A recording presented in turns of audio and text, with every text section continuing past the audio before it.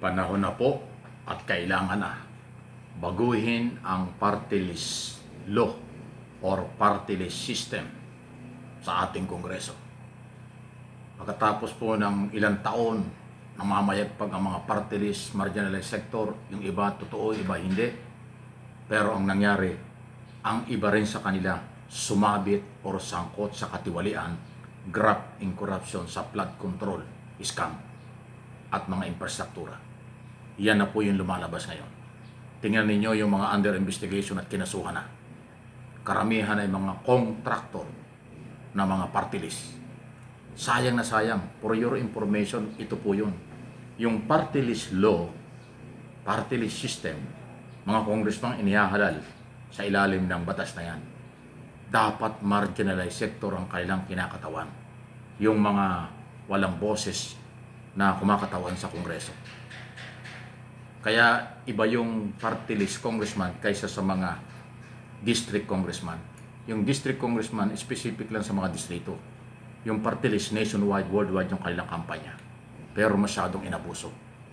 Mag-aama, magkakamag-anak, mag-asawa, party list. Saka nakakita ng ganyan. Tapos kontraktor, negosyante, conflict of interest. Tapos ngayon sumabit nga.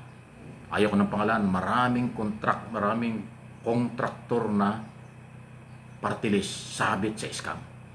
So kanila lang pinagkakitaan, ginamit nila ang party list system para maging congressman, makakuha ng project at makapangurakot. Malayo sa layunin ng batas. Hindi ko nila lahat. Meron pa rin ilan na matitino na totoong marginalized sector tulad ng kinatawan ng manggagawa, magsasaka, estudyante, guro, at ang mamamayan, yan, lehitimo. Pero yung ibang party list na hindi mo malaman, party list anting-anting, party list ek-ek lang, walang kakwenta-kwenta. Saka nakakita ang party list congressman, nakatira sa exclusive subdivision, bilyonaryo. Dapat ang congressman ng party list, masa, simple lang, hindi bilyonaryo. Kasi sectoral or civil, yung ano tawag ito, mga simpleng mamamayan na kinakatawan, paano naging bilyonaryo? Kasi asawa ng bilyonaryo, kamag-anak ng bilyonaryo. Grabe, masyado kong inabuso, masyado na kong sinamantala yung party list law. Pabor din si Pangulong Marcos na amyendahan, baguhin niya. Ito na naman tayo, ito ulit ang problema. Congressman na naman ang mag-aamin ng batas. Congressman na naman ang magbabago ng batas. Paano nila gagawin yun? Sila ang tatamaan nun. Sa kasaysayan ng Kongreso mula noong 1987, sa ilalim ng 1987 Constitution, wala naman silang ginawang batas na magiging kalaban at tatama sa kanila. Lahat gusto nila yung papabor sa kanila. Yung anti-political dynasty, kaya ang tagal-tagal ng panahon, hindi na-aproban kasi tatamaan sila. Ito namang party list na ngayon ay pinakikinabangan nila, ayaw nilang baguhin kasi tatamaan sila. Nung araw kasi walang party list, sectoral representatives. Nung panahon ni Ramos, wala pang party list daw. May sectoral ang tawag sa kanila nang galing sa iba-ibang sektor.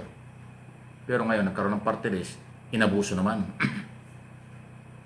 Kahit sino, nagkakaroon ng accreditation before COMELEC. Yun naman COMELEC, hindi ko maintindihan bakit masyado silang napapaniwala. Na kahit sino, kahit mag-asawa, party list na raw.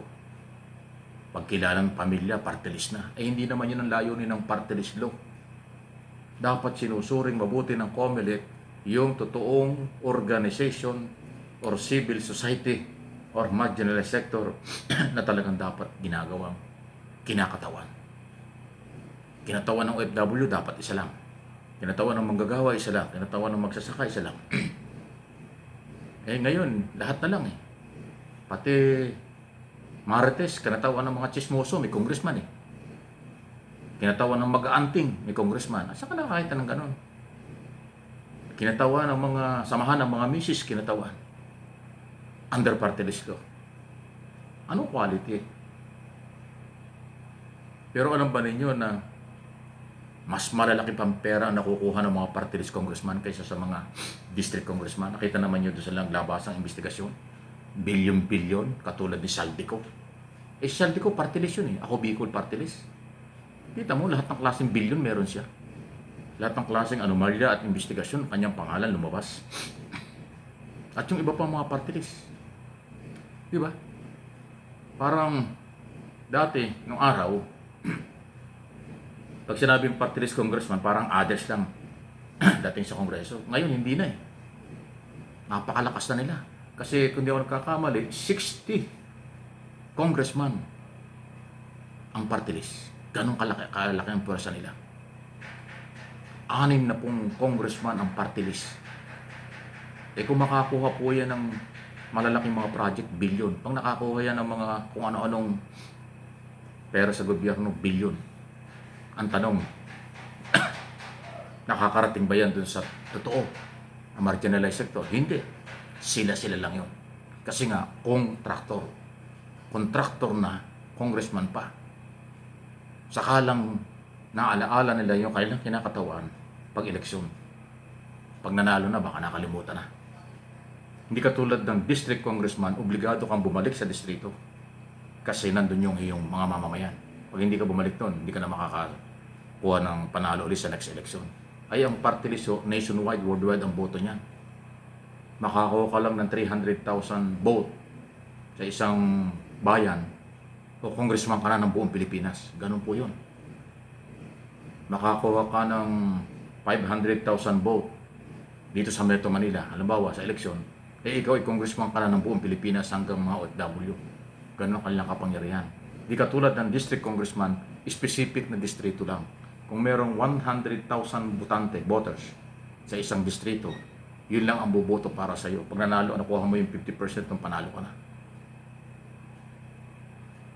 Eh ito kung party list, percentage ang pinag-uusapan.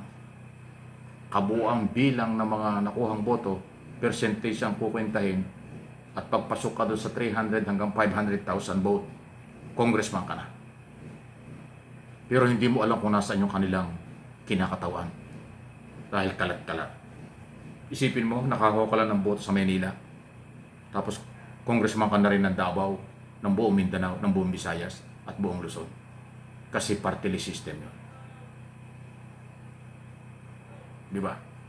Pero hindi mo naman may distribute ang iyong mga paglingkod ng ginagawa mo sa buong Pilipinas. Malamang magkukonsentrate ka lang kung saan galing yung boto na pinanggalingan kung bakit ka naging congressman, party list congressman. Ba't ka naman magbibigay ng mga, halimbawa po rito sa Mindanao, kung hindi naman wala ka naman nakuha ang boto ron.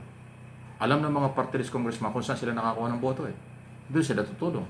Pero ang kailang kinakatawan parang senador, national. Kaya masyadong naabuso. Isa yan sa mga dapat mabago. Anti-political dynasty, maging batas, at party list law, dapat i-amend, baguhin, kasi pinagkakakitaan lang ng iba. Please like and share.